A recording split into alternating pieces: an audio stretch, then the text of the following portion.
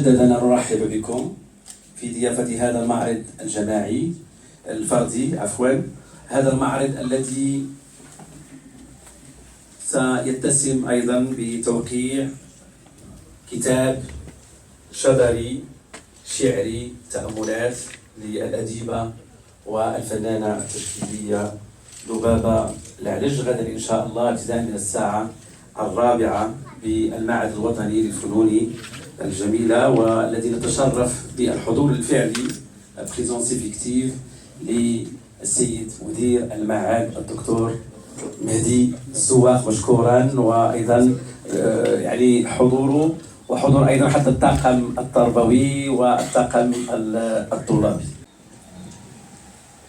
Bonsoir à tous, merci de nous recevoir, merci de ces jours. Merci à tous ces jeunes qui sont là, qui sont le vivier extraordinaire, un grand potentiel pour notre pays.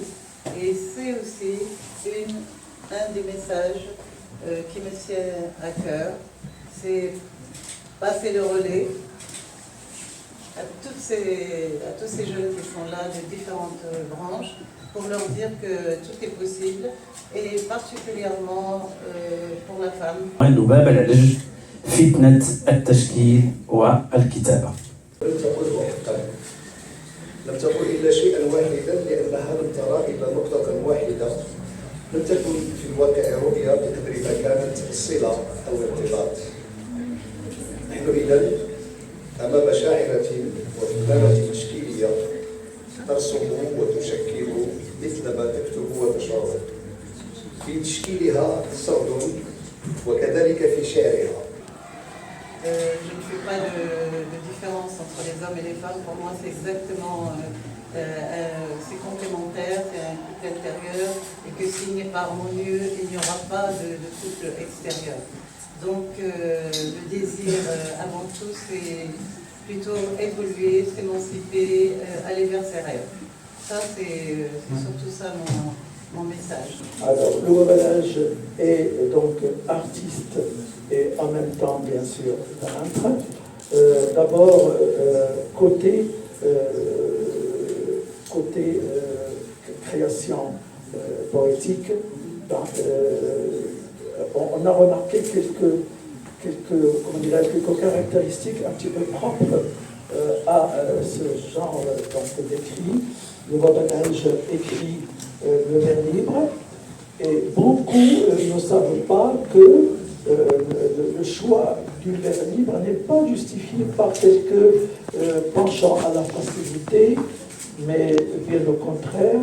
D'ailleurs, si l'on se réfère à l'histoire, eh bien, le vers libre le terme vers libre a été employé dès la moitié du XVIIe siècle déjà. Hein? Donc le vers libre existait déjà. Et plus tard, bien sûr, nous connaissons tous Chateaubriand et beaucoup d'autres peintres qui avaient donc fait usage du vers libre.